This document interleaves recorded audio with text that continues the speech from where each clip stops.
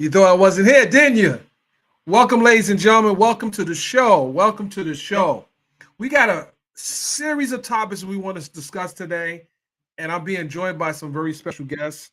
And first and foremost, I want to thank you guys for taking your time to be with me today because I know you had a bunch of other things like my next guest that is coming up had to do.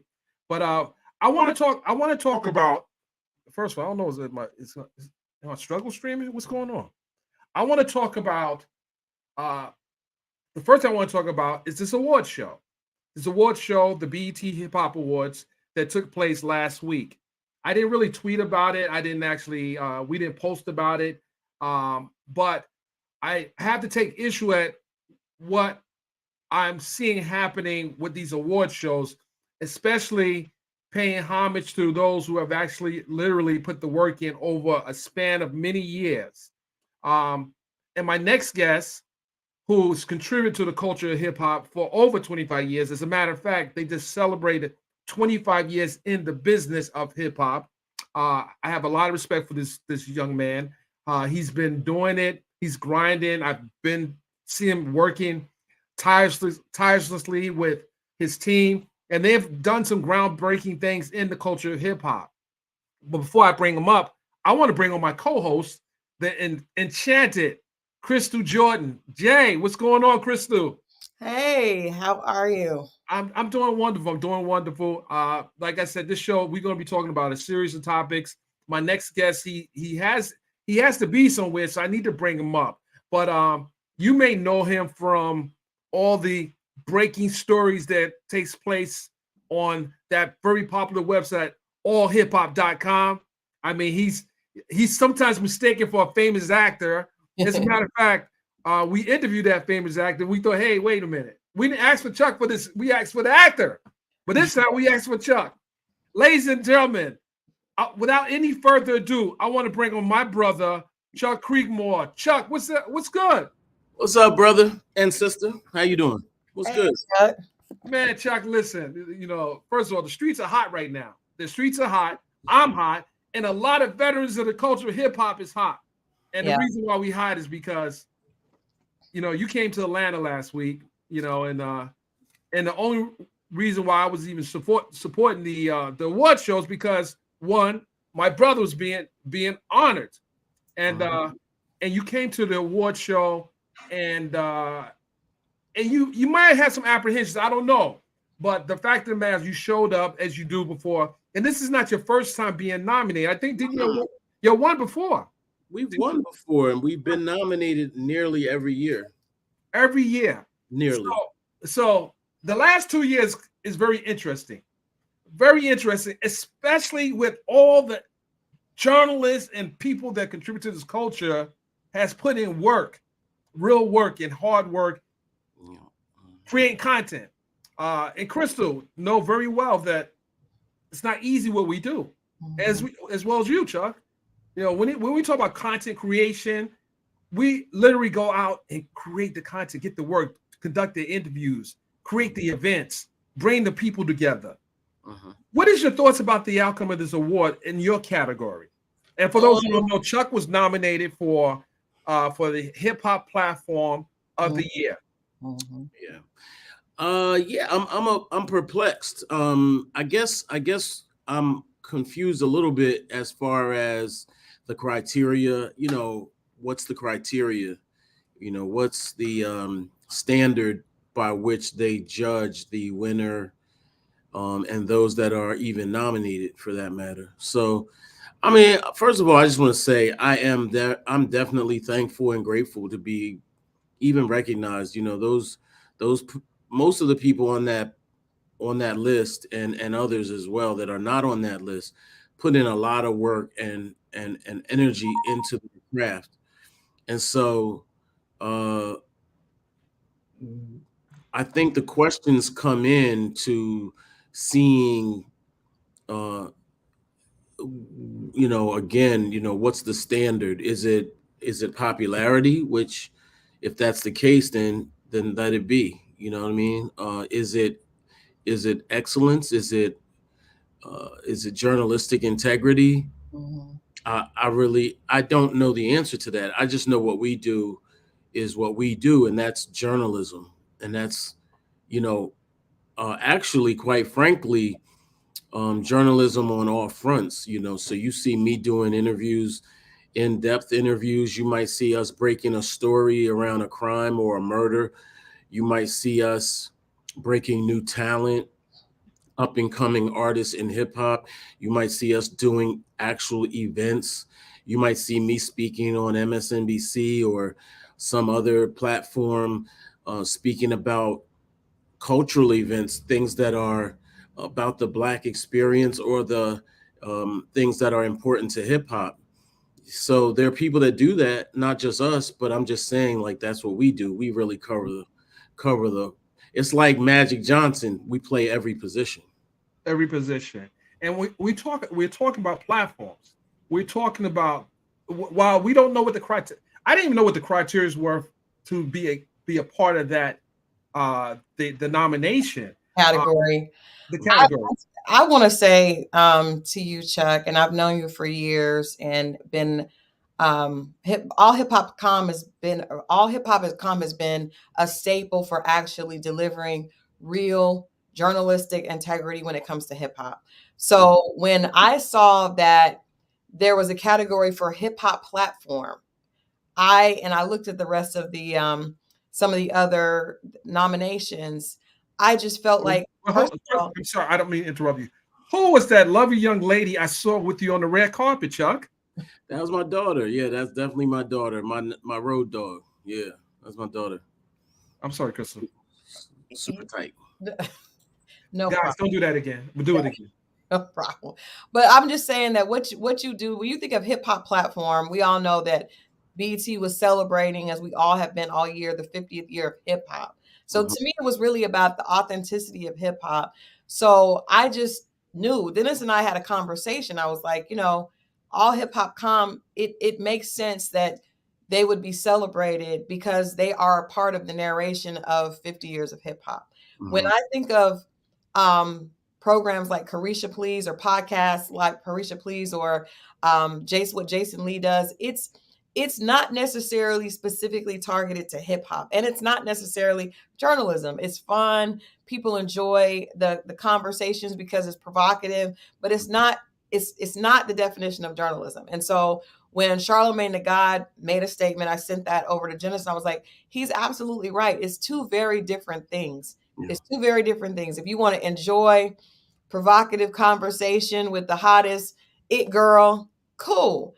Mhm. Careesha got that down. But when we're talking about celebrating hip hop and a hip hop platform, to Mhm. me, all I can say it, I feel like all hip hop com was done a great disservice. First of all, even being placed among those sites, and then for them not to be recognized as a representation of the hip hop platform of the year, to me was just a great disservice. So I'm fine saying that for you, Chuck.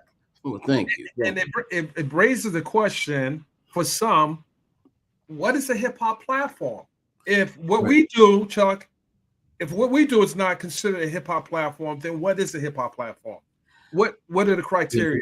What are the standards that set? Who's voting on these committees? Right. Yeah, I don't know. For me, I know that a platform that's like, like me saying I have a television network. It's like I don't have a television network, but if I was nominated for best television network and won, I'd be like, okay, or people would be like, okay, how did that happen? How did he get best, television network? Well, they would start to look and say, well, he know this, he know that person, he doesn't know this person. Like, how did he make that happen? It wouldn't be based on the outward criteria. So, you know, um, yeah, I don't know. We have an institution, we are a legacy, and I know that's a fact.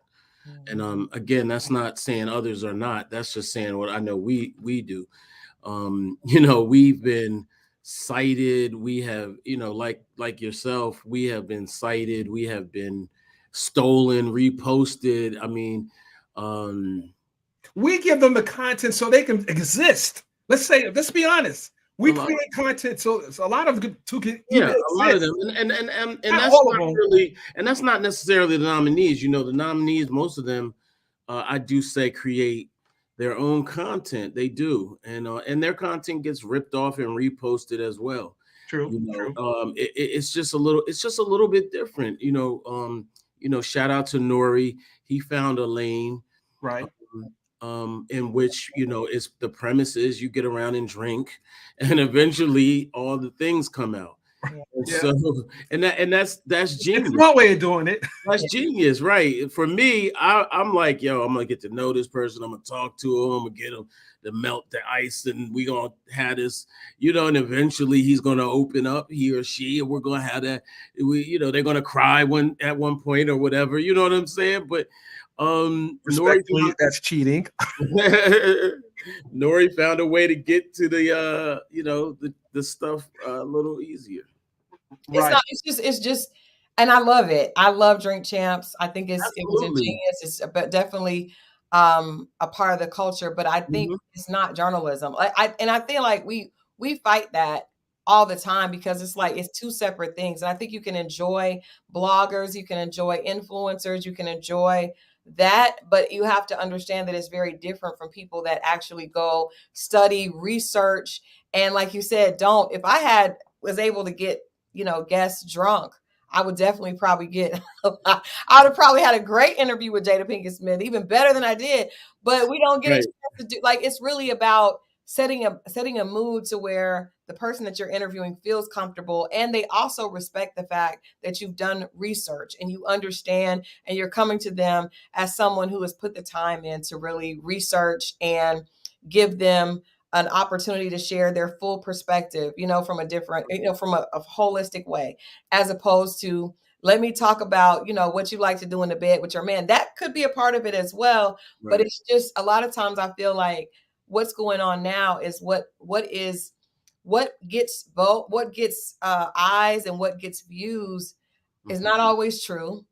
It's not always, it's often taken out of context, and I think we have the job to actually go put things in full context. You can't get away with just doing clickbait. You're actually doing the real work, and I think that should have been. I feel like the categories should not have been combined. Yeah, I definitely feel like there's now a need to say best website, best journalistic platform, and best blogger or best podcaster. Like, let's break the two apart, because they're not the same at all. They're not the same at all. Definitely what all hip hop stands on is completely different than what Wallow and Gilly do. And what Wallow and Gilly do is there's nothing. I love Wallow and Gilly, Drink Champs. I don't tap in with everybody because I'm very busy and focused on what I do, but it's not the same. And I think that the fans, even calling all hip hop a blog, which they typically do, it's not a blog. It's just not. Right. Right. And that's a problem as well. Do they call the New York Times a blog? No. Do they call Washington Post a blog? Absolutely not. Right. No, they're blogs, and they are actually sites that are actually doing news articles, doing research, photos, videos, interviews, substance, things with substance. And I think we are the I guess the leaders of the pack, so to speak, and we should be able to create some kind of guidelines for them to follow. Because were you even consulted, like, for some of these award shows, to in any? No. So that's some people will. I am a voting member, though. By the way, I do vote. Right. But people have actually suggested that the powers that be might have influenced the award shows, and this happens not just with BET Hip Hop Awards. There are other award shows we've seen, but I don't care about those award shows because, like, my life, like your life, has been dedicated to this culture, and if we don't leave some type of legacy for the youngs to follow, then I mean, where are we gonna go with these paying the tribute to the individuals who are really doing it? I don't know. Yeah, What do you think, I Crystal? What think do you think, Chuck? well, I was gonna say, I think that we're asking questions like why, well, the Grammys, why is the Grammys the standard? Why is the Grammys like for Black folks the standard? Why is the Billboard Awards the standard? And I don't necessarily know the answer to that. Well, I kind of do. The Grammys is very based on excellence in music. Mhm. It appears to be very integrity based, art based. You might see like Drake just said, Esperanza Spalding beat him for best new artist 10 years ago, and he's still hurting over that. Well, why did she win? Well, she won because she's a great artist, not because she's the most popular. Right. The Billboard Awards, on the other hand, is very based on popularity, Right. and we know that going in. So Shout out to my friend Gail. Yeah. right, yeah. So when the most popular one wins, it's no like, oh wow, wow. So my thing is what's the criteria? What are we doing here? And if it is popularity, so be it. I'm not mad. I agree with that, but my issue with that particular nomination the categories there is that again it was hip hop, right? So I do understand if we're talking about just hip hop and a conversation around hip hop, then I understand Drink Champs and I understand because even though their conversation is not based on journalism, it is about the content is always Yeah, about hip hop, right? As right, is Wally and Gilly. I right. don't necessarily feel like Careesha Please it's around hip hop. Fair enough. It's more Yeah, about gossip and, sexual. It's different. yeah. I feel like that was why I had an extra issue. I still feel like all hip hop does is so different. I feel like it embodies the term hip hop platform. But if we're talking about a conversation about hip hop, then we can understand why we have Drink Champs because there still is that is a continued hip hop conversation. I don't feel like Careesha Please is the same. I also don't feel like, and again, I have so much respect for Jason Lee, but his conversation is pop culture. It's not hip hop. Yeah. So I just feel like Careesha Please could even be a form of pop culture, especially because of her relationship with Diddy. So that could be pop culture, but I don't believe that it's a representation of a hip hop conversation. Well, you just said it. Diddy is we don't have any confirmations or anything like that, but he's a powerful force, and it's not unimaginable to think that he may have whispered in somebody's ear. Mhm. Um, and that's the game. And he also planted the seed that she will be a billionaire in how many years? Yeah, man. What Oprah think about that? Shout out to Black billionaires. Absolutely. I think that we have to just there's bigger pictures here. You know what I mean? And when you start talking about the bigger picture is we're doing it to ourselves. That's the bigger picture. Mhm. Why are we doing this? We get mad at white folks for squishing small businesses and erasing legacies and things of that nature. But it seems to me like we're doing it to ourselves. Hip Hop 50, we're celebrating roughly, let's say 20 artists, hit 50 years of hip hop, and we're celebrating, let's say 25 artists just to round it out to 25. We're not really celebrating the names. We saw Public Enemy perform for what 10 seconds at the Grammys. Yeah. Public Enemy was one of the biggest groups ever. And Chuck D and Flavor Flav are two of the most prolific individuals to ever even music, not just hip hop, but music period. And so, there are people and forces that don't necessarily want the kids to tap into that energy and other energy too, like whatever. I'm not sitting here going just run down the line, but there's a lot of positive energy that is not being shared. All hip hop is two two Black men. I don't necessarily say college is the way, but college graduates dudes that hit the streets, hit the pavement, treated the culture with respect, even the other individuals in those categories. Because remember, most of those cats, Joe Budden, Nori, well, not Wallow, but Gilly, can't think of all the other ones. And even Careesha has been on our platform as well. They have all graced our platform, and it's all been love. It still is love. And that's how we move, so I don't get upset. I'm appreciative for every blessing that is for me. And whatever blessing is not for me, it's not for me. This might be what Careesha needs. It's not what I need. I need money. Right. You know what I mean? Like I need business opportunities. And those are the things that I need. I love awards like everyone else, and I want awards and I want recognition like everyone else. By the same token, the cross we bear is different than other folks. Yeah. And that's real. And if you look on the square we've stood on, which is Black owned for 25 years, we could have sold a long time ago. We could have easily cashed out and moved on. But, a brother had a conversation with us and we listened. And that brother said, the community needs y'all. And we felt a sense of deep obligation to our people and our community, and probably to some extent our own legacy, right? So if we had sold at that time, what would our legacy be now? Right. What would it be?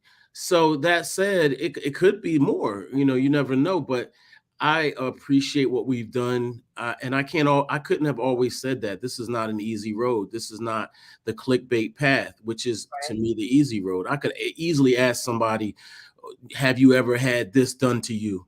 You know what I'm saying? Like, I mean, we all can push the envelope, but what is the value in pushing certain envelopes? And what is that going to say to those that are coming, after us? I don't like to do things just for shock value, because what does that do for you at the end of the day?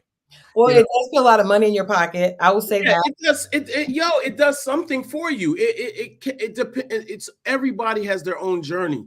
Mm-hmm. So what Careesha does, that's just what she does. Yeah. I'm not going to agree with everything anybody does. I'm not agreeing with everything Joe Budden does. I'm not agreeing with everything Nori does, Wallow and Gilly, but I respect and love all of them.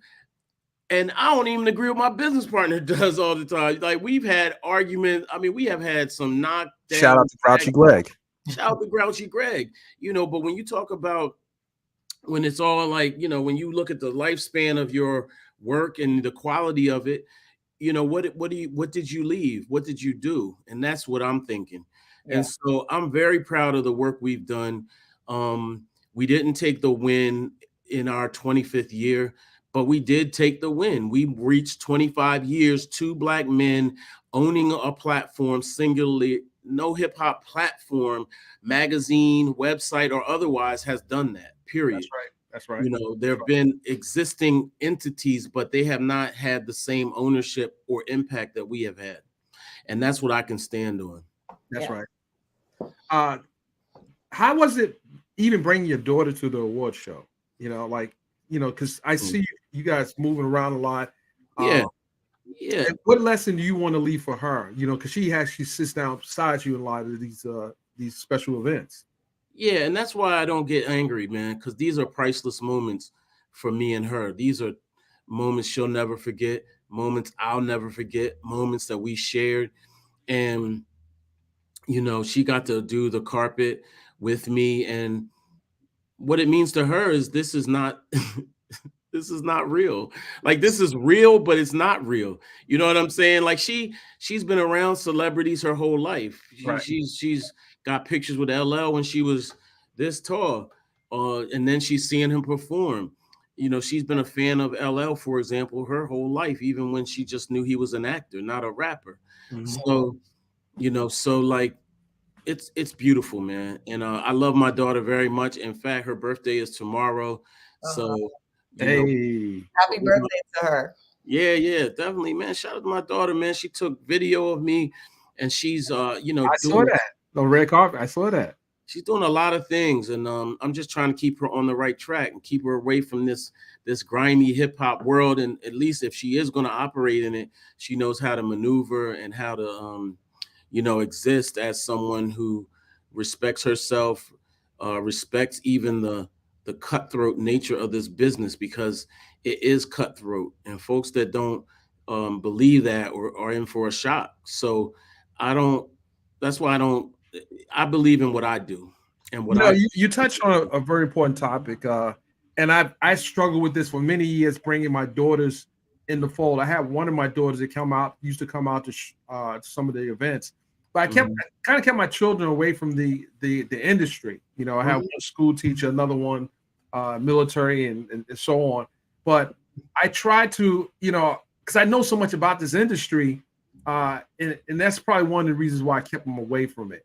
One show is great, but to sit in a recording studio with some of these artists, we ain't doing that. We're not going to Magic City together. We're not doing none of that. I do know people that do that though. Yeah, that ain't me. I'm from the other school. Yeah, no, we're not doing that. Chuck, I know you have a commitment. Today. I appreciate you coming on, and you listen. While you didn't win the BET Awards, you won many people's respect, love, and admiration for what you do. And today, I'm giving you your flowers. Thank you. Appreciate that.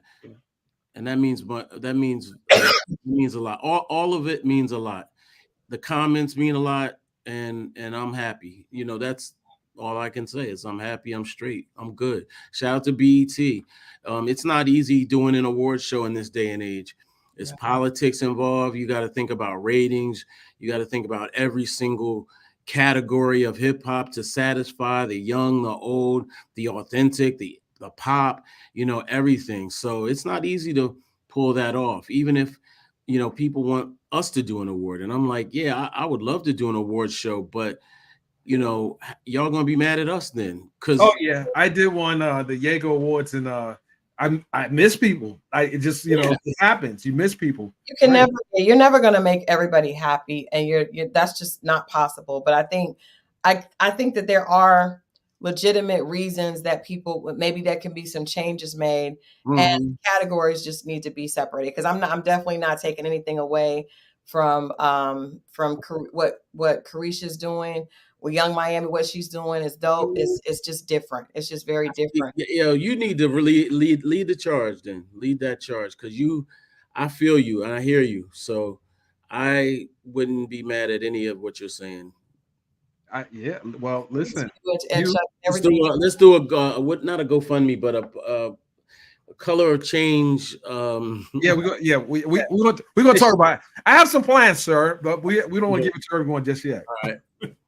Sounds Chuck, thank you very much. We're gonna talk on another topic. You might not want to talk. I know you got to go, but it's a very hot topic, and I don't know if you're ready for that one. Smith, Jada. Nah, son. They tearing me up on my Facebook page. All I said was, I saw that. I asked was a question. Is she ruining him? I just feel some way about what's going on. They eating me up. I'm like, well, shoot, I can't ask a question. I'm sorry. Okay. No, nowadays you cannot ask a question. I'm asking a question. They eating me up. I'm like, dang. Okay, we can't even talk. We can't have a conversation. That's why I don't do social media like that, because people really don't want to have a conversation. They just want to talk. Or they want to beat you in the ground. They want to hear your opinion, but when they hear your opinion, I don't like it. I don't want to listen to you anymore.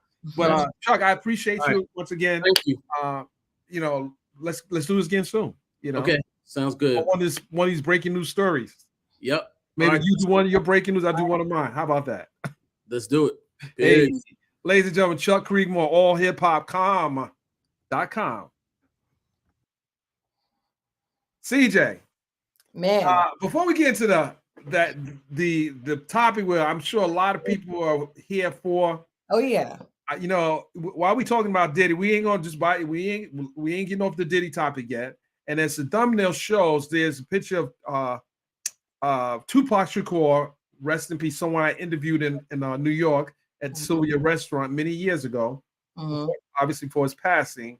And Puffy, his name's been floating around in this universe, in these YouTube streets and everything. And I'm going to tell you what I believe, as it relates to this his alleged involvement based on what the social media people are talking about in the streets. I will say today, I don't see nothing happening with Puff Daddy as it relates to these rumors and so forth. And I will tell you why I don't believe it. First and foremost, that Keefe D interview that he did with the members of the Vegas police was done years ago. Yeah. There was opportunity to investigate, present to a district attorney, to get wiretaps. I'm sure probably some of that has happened as well. Diddy's not getting prosecuted for this. The prosecutors are not looking to charge Diddy with anything. Even the story that Keefe D was telling to the detectives sounded kind of sketchy. Because if you listen to the audio, at one point, he said they asked for $1 million. Then when the detective asked him the question again on follow-up, he said Diddy offer him the money. So which one was it? Did he ask? Did they offer? It didn't make any sense. So I'm saying, wait a minute. And then the person who's allegedly supposed to have got paid is not here anymore. He's passed on. And it wasn't through mysterious means. And lastly, and the most important thing, that anyone that knows the streets and how the streets really move, if Keefe D was a threat to a killer, Keefe D probably wouldn't be around today if it was Puffy. If you run around saying it's Puffy and everything, I'm not saying Puffy's a killer, but if he was a killer, he's not going to leave that piece of stone unturned. Let's be honest here. Right. Let's stop trying to put these labels on people, because one thing's for certain, two things for sure. If he's not involved in this, just think about the damage that may have been done to his kids. Yeah. And listening to this, because when Tupac was alive, I don't think any of his kids was alive. Maybe one. But the fact of the matter is, you putting labels on people without facts. Yes. And you should not move until the detectives move. If they're not moving, then where's the story at? Where's the story? It's all very, it's again, it's hype, and it creates trending topics, but there's very little there's little meat there. I really just wish at this point we would allow everybody, Puffy 50, who keeps using it as fodder to jab at Diddy, like let him rest, let his legacy rest. There's not going to be, and I mean, there's not going to be justice, because so many, first of all, this is 20 years, if not more, later after he's passed. Like you said, some of the people involved are gone, and it's just, Diddy is definitely not. It's just, and actually, what's crazy about this, the way that media works today, the way that social media fluctuates, this actually just makes him more popular, right? It makes him more relevant. He's not going to, I don't even think that he realistically could be charged with anything realistically with substance, but it does work to keep him in the news and keep people talking about him, which works. And, it keeps the people going. But I do think that I feel like it's disrespectful to Pac's legacy, and it saddens me that it's like, it's conversation, but we realize that this man lost his life. We lost something. I was talking to one of my good friends this morning. We lost something in losing Pac at 24. Imagine if he had, how influential and powerful he was at 24 years old. Can you imagine if we had him for more years than we did? So I just think that we lose sight of the fact that this is someone's life. Tupac is gone. His mother is gone. We don't have context for a lot of this. But that also brings me to what I am dying to talk about, is this conversation. I released a snippet of Before we shift, I have a criminal defense attorney that may join us. Okay. Who's from New York, and who's not only prosecuted murder cases, but she's also gotten people off murder. So we're going to get back to her. Just sent her the link. But let's go ahead and go into this very interesting story involving Jada Pinkett, and some would say not even a Smith anymore. But let's go. So like I said, I interviewed Jada Pinkett last week, and about her new book, and I actually have a copy of it. It's I have a copy here, and I read the book. There's a lot in the book, but it's interesting that she took this opportunity to really address. She's been a trending topic since the entanglement with August Alsina. She took this opportunity to really address everything, right? And I will tell you, the book starts. I feel like Jada Pinkett she's very, You have the clip? Do you have the clip? You want to send it to me? Well, I text you a clip. I text you another clip from the interview. I released a snippet today where she says that she believes that her and Tupac were soulmates. And she says that she believes they traveled together, and if there are other lives and we've been here before, she feels like the two of them have traveled together. But she did say that they did not have romantic chemistry, although they did try several times to see if it would work. Well, I want to talk about before we play this clip. You released the first clip, and there was a lot going on in that clip, and I some of the things. And do you have that clip available too? Because I want to kind of play that clip as well. Let me send that to you. That was a very interesting clip. Mm-hmm. Okay.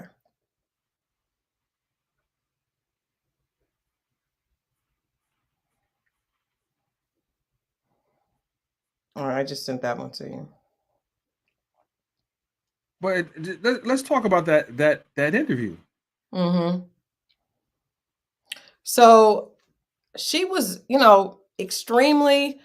There were certain parameters put on the interview because we realized that she did share the big surprise was that she and Will have been separated since 2016.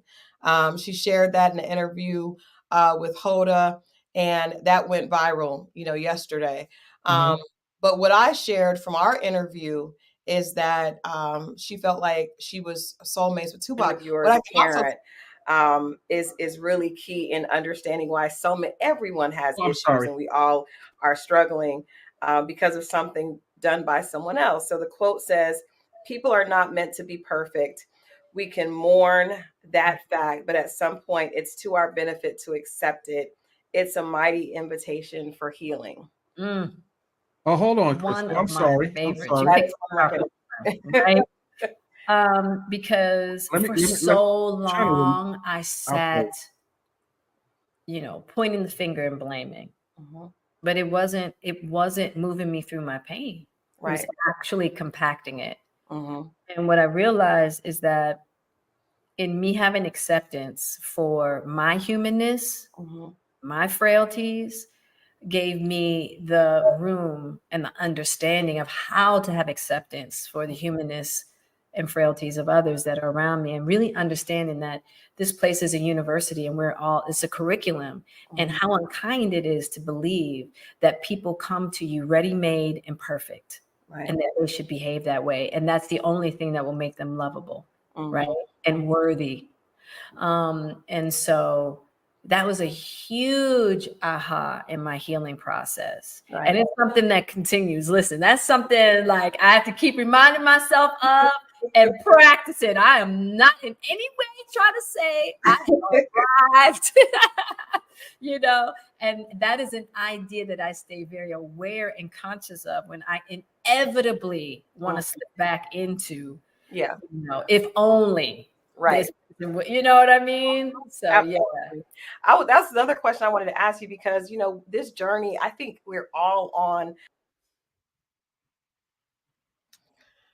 So that's another clip from the interview when she talks about no one being perfect, and kind of in relation to the relationship with Will. But prior, I sent you the actual the clip where she talks about being. I'm bringing it up. Yeah. She talks about being soulmates with Tupac. She gives a different definition to the term soulmates than a lot of us would think of. And I think it's interesting. There are a lot of people that agree with it. But she definitely says Tupac is one of her soulmates. And I will just say from reading the book, so much of her relationship with Tupac is romanticized in the book. And it almost reads like she's giving an excuse for the reason she and Will, married. So learning that they are, they've been separated for quite a while. She said that their lifestyles, their past just did not align, and it's very clear about it being very opposite with Tupac. But it's interesting. And what's interesting to me is I was excited to interview Jada Pinkett Smith because I see her as someone that has always come off as extremely authentic. I think that even her platform with Red Table Talk, the whole idea around Red Table Talk was authenticity and truth and rawness. The interview where she brought Will on after it was the story parent is. Go ahead, Crystal. That's the second clip, correct? This is the clip where she talks about her relationship with Pac. Okay. Now, ladies and gentlemen, I'm going to have to warn you. There were some things said in this interview that had me grabbing my pearls. Let's go, Crystal. Let's play it for the people.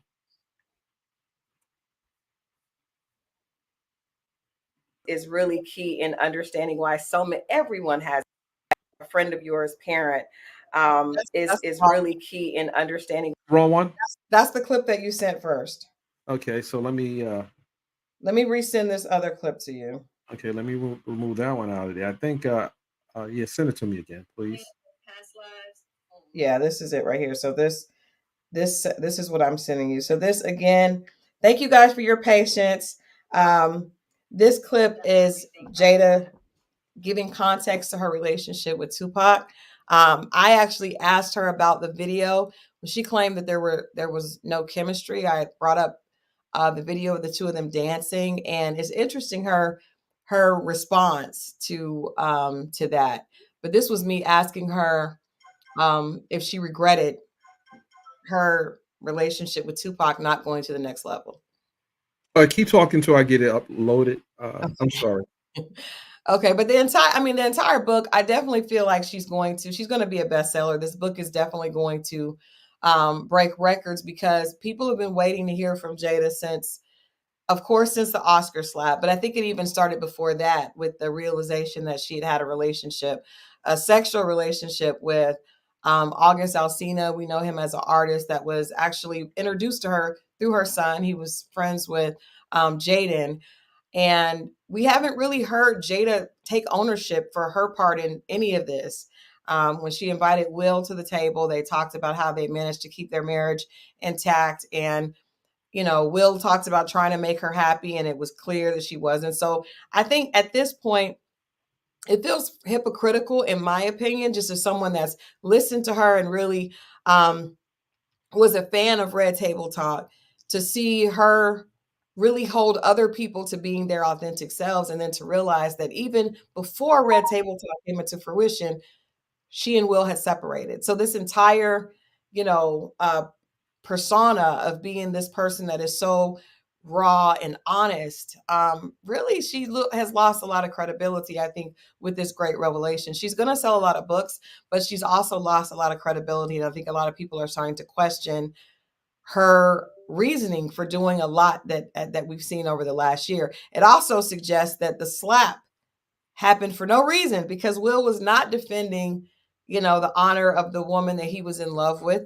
They had been separated for 7 years and were living separate lives, not just separated, but living separate lives. So it really kind of brings up the question of what was that about, To your point, she brought that up.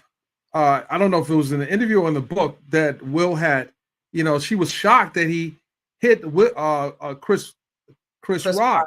Mm-hmm. But what was the point of her even mentioning that Chris Rock tried to holler at her? It almost seemed like she was throwing her husband under the bus again, because it only appears that no, he wasn't slapping Chris Rock because of what he said about me. He was, dealing with the issue about before, and I think that shouldn't even been brought up in the same context. Well, I feel like Jada's trying to paint a picture. She's trying to paint a picture of herself being the woman that everyone wants. She also goes back and addresses in the book when Chris Rock was hosting the Oscars, when she made the comment when she was boycotting because of the Oscars so white, and she said that maybe he misunderstood her because she's trying to paint this picture that she is not problematic, that she Chris Rock misunderstood, and that's why maybe he has this vendetta against her. But then she also, goes into point that he tried to ask her out. She said that he thought that she and Will were getting a divorce and said, I would love to take you out. I'm personally waiting to hear if Chris Rock is going to respond to this. Yeah. Definitely. I don't think if there is such a thing as past lives, I definitely think Pac and I have traveled a few together, in various forms. So has there ever been a time that you regretted the decision that you made not to take it to that level with him and to keep it in the friendship space? It just wasn't possible. There was no chemistry between us. I talk about it in the book. That's so hard. I know, but that's just so hard to imagine. Because at the time, he was in he was in a space where, he was in jail and all that. But it's just hard to believe that we see chemistry with the two of you guys. Even in the videos you guys dance, and there seems to be so much chemistry. But from your perspective, chemistry, it's that friendship, love chemistry.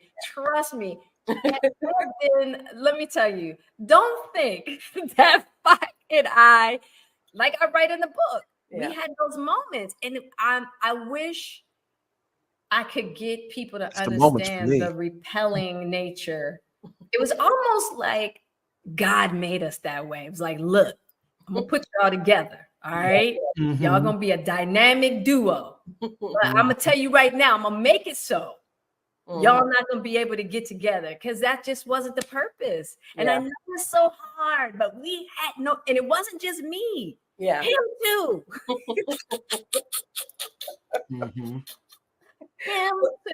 Him too. So CJ, she also said something about she talked about soulmates. I thought it was kind of weird. She said your children be your soulmate.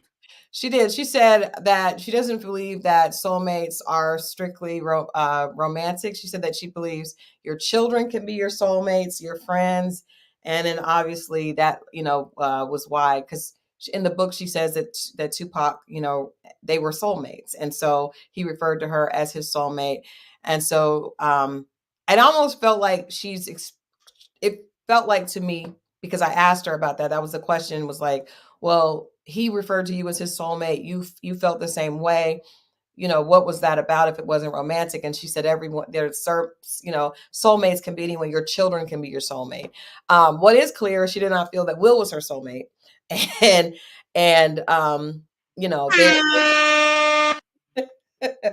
their paths don't necessarily align. That has to, while we talking about Jada, what do you think Will's going through right now? Like this here is a slap in the face. Another slap in the face. Another slap in the face.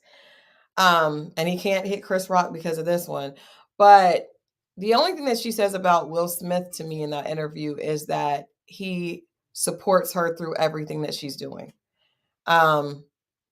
And that was also very strange, because I asked her, when she wrote the book and she decided to do this, she said that she decided to write this book in 2019. And you and I were talking about, when the situation with August Alsina came out. So obviously after all of that, she decided to do that. That's a good point. Daryl Glover says Will didn't say any of this in his book, and he didn't. I actually have, I should run and get that. I have copies. I'm going to run and get my copy, because I have copies of both their memoirs, and they're very different. when they talk about their relationship. Let me run and get that visual because I need you let guys. me play the clip again so people, those who come in and miss this. Yes. Go and get the book, and we're gonna play the clip. So everyone has issues, and we all are struggling because of something done by someone else. So the quote says, "People are not meant to be perfect. We can mourn that fact, but at some point, it's to our benefit to accept it. It's a mighty invitation for healing." One of my favorites. You picked right? Because for so long I sat, pointing the finger and blaming. And while you were pointing the finger, there were several pointing at you, Miss Smith. So what's interesting to me, and I got a copy of Will's book early to do a review on that. So here we have both of their memoirs. Now, hold on, I didn't see that book. The other one. Okay, all right. So Jada, on one of the first questions I asked her, this is the quote that sets the tone for her book. She says, "A queen is her own savior. Her magic is quiet, potent, and mysterious." That's a very telling statement to put on the back of a book. I feel like by her saying this, the first sentence, "A queen is her own savior." I feel like Jada wants people to know that Will, it's not about Will. It's really about her, and it's about her and herself. Right. And I asked her because you got to understand, I'm a writer, you're a writer. We know that words are important, and so this book is titled "Worthy," right? But this quote is literally on the back of the book, and she said it kind of sets the tone for the book. Definitely not a woman that wants to be connected with a man that she's been connected to. We've seen them as the power couple, the Hollywood A-list power couple. And so I think it's really setting a tone that she does not want to be seen that way. She wants to be seen as her own entity. It's interesting because even in her interview with Hoda, she said that she made a promise that there would be nothing that would cause them to get divorced. And she said she hasn't been able, she said that she hasn't been able to break that promise yet. It's interesting because, again, Jada is painting a picture that she is the one in control. She is the one calling the shots. Right. Her saying, right. Check that out. Not been able to break that promise. That's letting us know that Will is kind of, he's going along with what she feels. It's the ball is in her court. And I'm not sure if that's true. When you read Will's memoir, he, paints a picture of being in love with her, but feeling that he wasn't enough at times. And I'm sorry. Just based on what you just said, I'm thinking that this is an attempt by her to tell Will it's over. I don't think that, because I mean, she could clearly do that. This is not that. I feel like this is a great publicity campaign to empower, to basically, again, show that she is the one that's empowered. Tupac was basically, she doesn't say he was in love with her, but she does suggest that she was his, his soulmate. I mean, quite honestly. Chris Rock wanted her. Will was, into her, and basically just she describes him just calling her and saying, "Are you seeing anybody?" And she says no, and he's like, "Okay, well, you're with me now." Right? I used to do that. I mean, it can work. It work. Especially with it. Well, you got Will's money, that can work for a while. Shots fired. Just being honest. But I think if she wanted to divorce Will, she would have. I think if he was able, I just feel like there's something to that. You're right. Marlon Wayans has come out himself and did an entire special talking about he was so in love with Jada. He was so resentful towards Chris Rock, and he was so jealous of Will Smith. There's something else to this. because I just can't imagine if you're willing to tell the world that you had an affair on your husband, but you're not willing to get a divorce. That's just, I don't know. This is a lot. I'm having I'm going through something right now, just thinking about this type of entanglement that she's in. She's still in an entanglement. She doesn't even know it.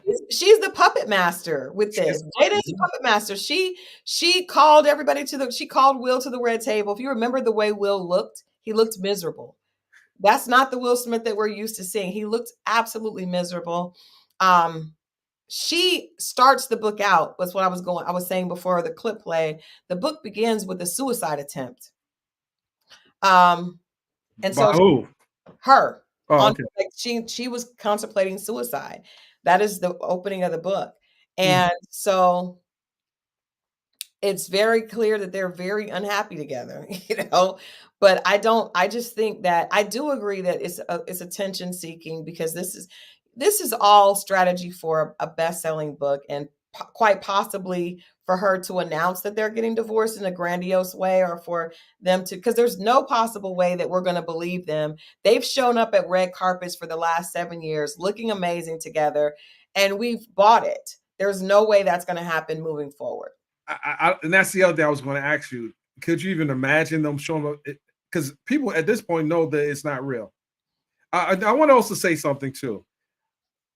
As you did your interview with her, did you believe that she was being 100% candid with you, in light of the fact that Raquel, from former employee of TMZ, she was hot like fish grease after seeing her tell her truth to Hoda?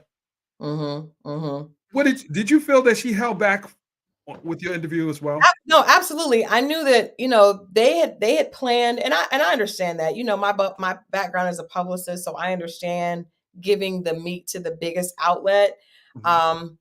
I was just trying to make sure that I got something, because I have a cover coming out. So I have the rest of that interview is coming out next week, along with the cover story on the book for rolling out. And so we were actually embargoed until next week, but because this came out, we had to, to make some moves and do this. But our official Jada Pinkett cover comes out next week, and I worked with her team on that. But the thing about it is, I understand giving that interview to Hoda. I mean, that's awesome. That's the nature of the beast.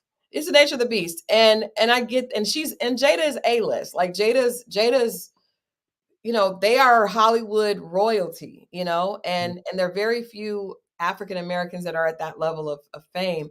A big part of why she was able to enter Hollywood in that way and be embraced as A-list is because of her marriage to Will Smith. Absolutely. Jada was very much a Black actress, and her marriage to Will Smith was the biggest thing in the world at that time. Definitely exposed her to a different level of access, right? And you hit the nail on the head. She's not ready to give that stuff up. I don't think so. I mean, you're not going to come back down to the peasants after being married to Will Smith. Because I also want to say, I'm not going to absolve Will of this. I mean, Will is one of them. Will is the definition of Hollywood, right? At one point in time, he was the blockbuster. He could not lose. He had some bad films, but at the end of the day, he's been one of those superhero personalities that's been bigger than life. I think it served his brand well also to be married to Jada. They had these beautiful children. Pursuit of Happiness, one of his biggest films, stars his son. And I think a big part of the Will's success has been the fact that he does, and he talks about that in his book, that he does have this very all-American exterior.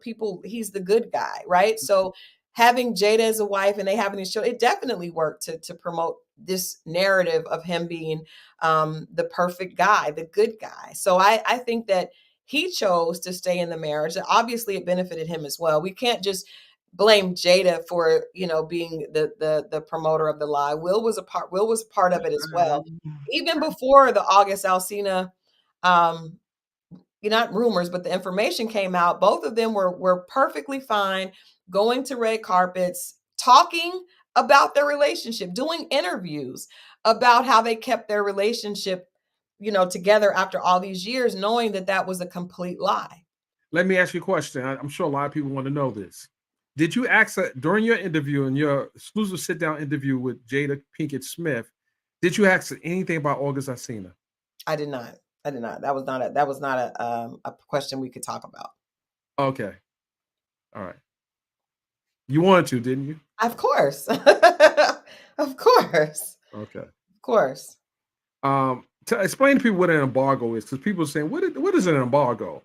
So an embargo means that you are not able to release. We did the interview last week, and we were not able to release the cover because we have a cover scheduled with her for next week. We couldn't release any of that information until a certain date because, you may have information that they're scheduling and making it available on a certain day to fit a press run, right?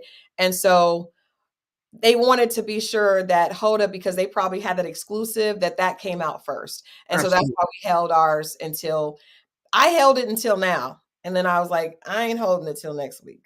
You did good holding it because you didn't even tell me. And we'll talk about that later. I am a professional. If it's embargoed, it's embargoed. But at the point that it comes out, and then that makes our outlet, but that puts us at a disadvantage to be, we're a week and a half behind. So we had to put out this clip. But I wouldn't have told nobody.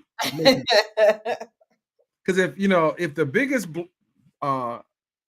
site that I report for didn't get it first, I mean, I'm glad you got it, Well, I didn't get it. Hoda got it, and I'm not mad at that. You bring that source, not taking away from Hoda, but you bring that source. I like Raquel, I felt her when she was so passionate about it. Yeah. And I'm like, did she lie to Crystal too? Did she hold back on Crystal as well? I don't think she held back, but I will tell you this. I do feel like she had rehearsed answers. I do feel like her answers were very rehearsed. And I'll tell you why. Because, for me, I like to have a conversation. I don't like to just spit questions. I like to really build a conversation. And you're right. She is an actor. So, and I thought about that. I was like, well, you know what? She opened with a statement, right? And when I asked her another question later on the interview, and she damn near gave me that same statement verbatim. And I was like, She just trained, Crystal. We teach them how to, how to. She's that maneuver. She put that judo on you. She did. I mean, it was literally, I was like, this feels like we rewound the interview, but I will say this. I want to say that I would suggest, and I'm buying this for a couple of my friends. The book is really good. Whether you agree with her choices in life is really not important.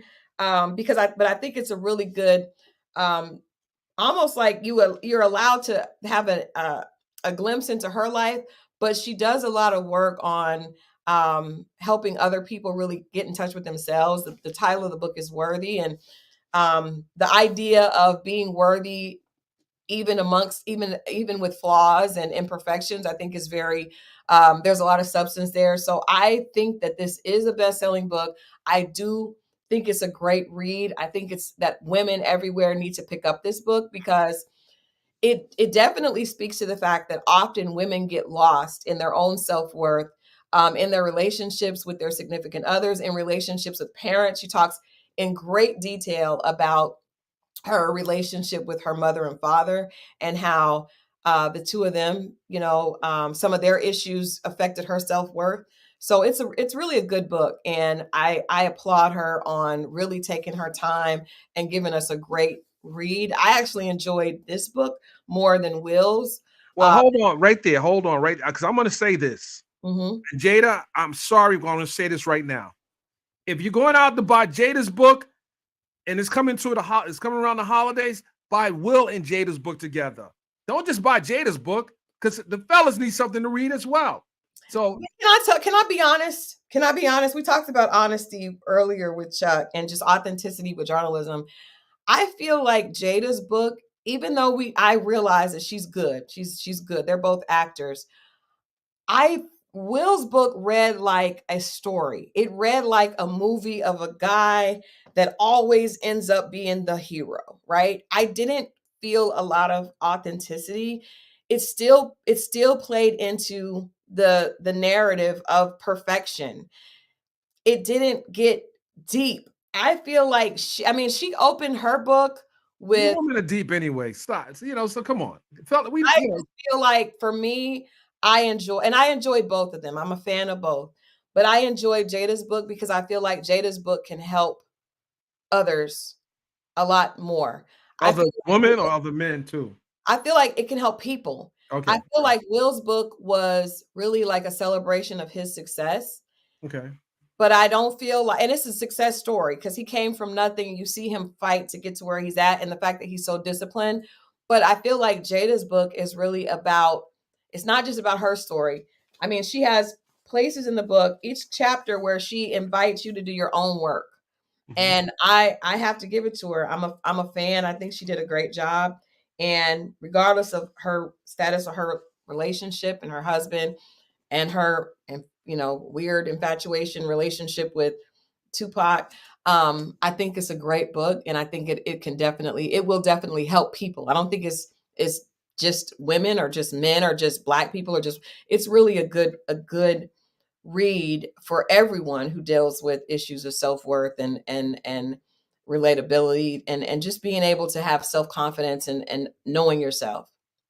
Now, with everything you said, I'm reading the comments on social media just about what was released.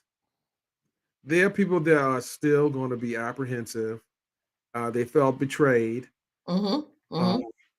And they may not view her as the best role model to get their information from.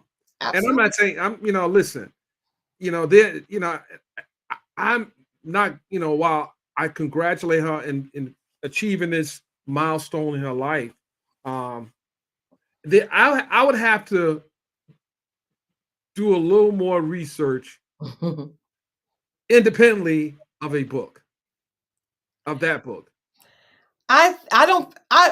This is what I said. I said early on, I feel like she's lost her credibility, because people can see that even though the book is good, it's definitely a lot of publicity, posturing to get people to buy it and that kind of thing. So we definitely know that. And that's my point. I'm not going to play with the people. Yeah. It's not playing. She played with my co-journalist. Yeah. My colleague. You gotta let me listen. First of all, I want to ask, if you sitting down in front of me, I want to be able to ask the questions that my audience wants to hear. Mm-hmm. And I don't want to be controlled in how I can ask you questions, even though she's an A-lister. You're so far in your career, you want to get the stuff that your audience want to hear, and you don't really want to. I'm too. But I agree with that. But I think that a good journalist, and I know you are, I think that what I was able to do, there might have been limitations, but I was able to. You did good. You did real good. It was important. Yeah.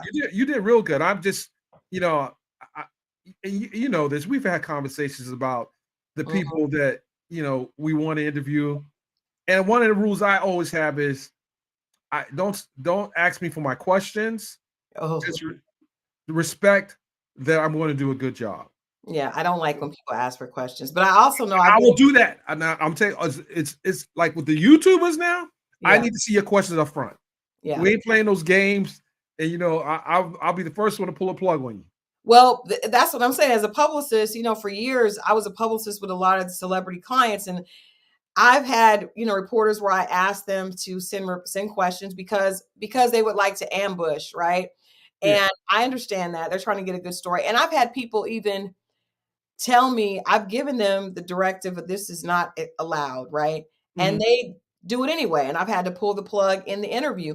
I will say a couple of journalists have gotten my client. I had one do it to a client recently, and she got some information that, we initially told her that was off the record, and she went anyway. Well, she can't do that. That's no good. Like if you Well, accept the terms, she yeah, did. She yeah, did. yeah. You She set the did. terms. Don't try to blindside the interviewee. You know, Yeah. don't do that. Yeah. Don't do that. But I get it. You know, like listen, at the end of the day, let's just hope that she's shared stuff that can really help people in moving forward. We don't want her to even contemplate suicide. And you did touch on a very important issue of suicide and dealing with celebrities, and especially ones in Hollywood. And so many celebrities have committed suicide that were very well off. Right. You know, they are people think that when you're at that stage, you shouldn't have issues, but there's different levels of issues. But and it's just like look at Britney Spears, for example. You see this. She has everything. Yeah. But she doesn't have everything. Yeah, it's sad, and you're right. I mean, I think that people assume this. To me, what I got out of the interview, Jada Pinkett and Will Smith, there's nothing that they cannot have financially with that money. They can have anything money can buy. Right. They also have three beautiful children. Trey is her bonus son, but she does refer to him as her son, which I think is admirable. She cares for him like she does Jaden and Willow. So they have everything that money can buy. They're very good looking. And they still have the same type of issues, if not more than some people. I think it's a lesson that money, fame, access does not buy happiness. Love does not come through money. So many people think that if they had what Jada has, they would be happy. But I think her being so honest about not being happy, even though she has everything that we think it takes to be happy, is a great lesson. You and I have been around celebrities for, I've been around them for 25, 30 years. You've been around them for for a long time.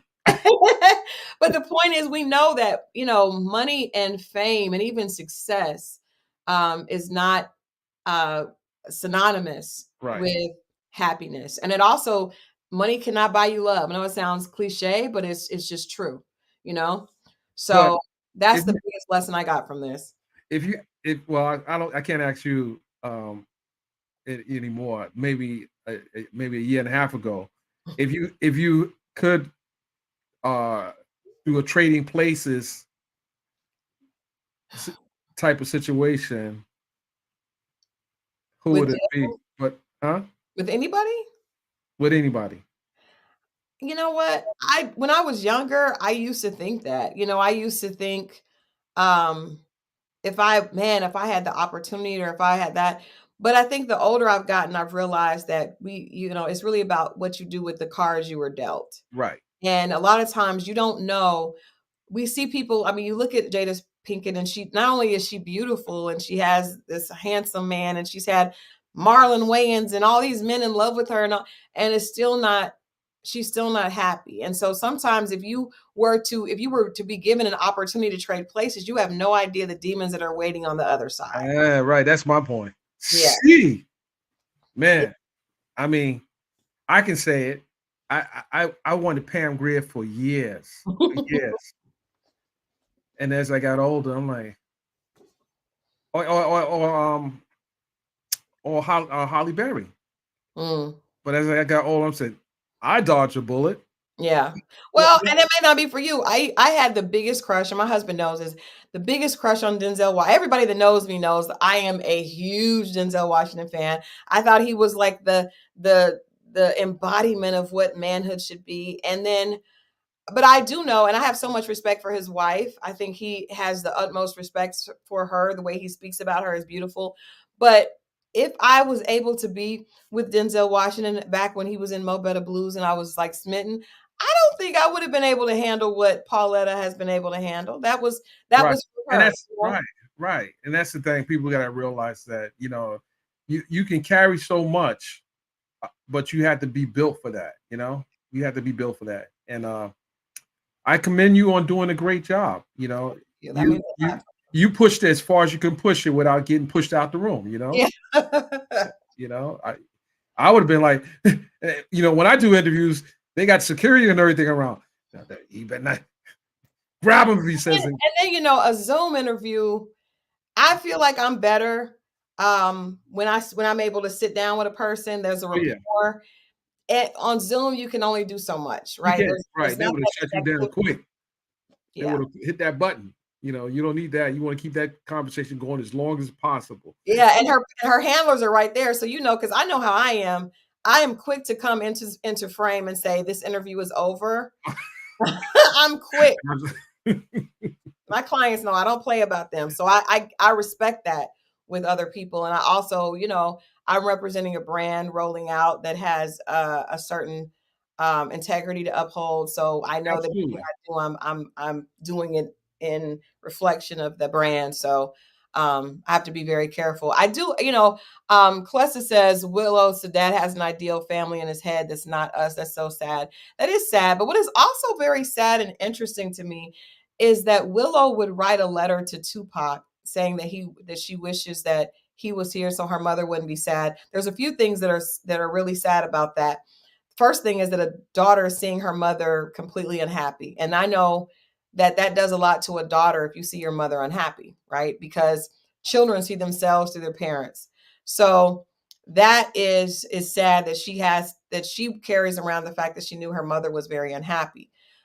Secondly, the fact that she knows another man that's not her father could possibly be the key to her mother's happiness is also sad that she would feel that way. What is the saddest thing of all is that was shared with the public, that was released, because I don't think that's something that, number one, it shows us that Willow is experiencing pain, but it also shows that it's being glorified and that was shared on a public platform. That was highly inappropriate, in my opinion. I feel like how a child feels about their parent, because it really wasn't about Tupac. It really was about, she wanted her mom to be better. Right. And that is, to me, that's really, sad. It's sad that was shared, but also what is Will going through just hearing that? Like, that's what I'm saying, because the daughter's hero is her father, right? And so daddy can always make it better. But if you know that daddy is not mommy's hero, daddy is not what makes mommy happy, and she's thinking, what can make mommy happy? This man. That is highly dysfunctional. And again, the fact that we are in the family group chat is even worse. Like, we don't need to be exposed.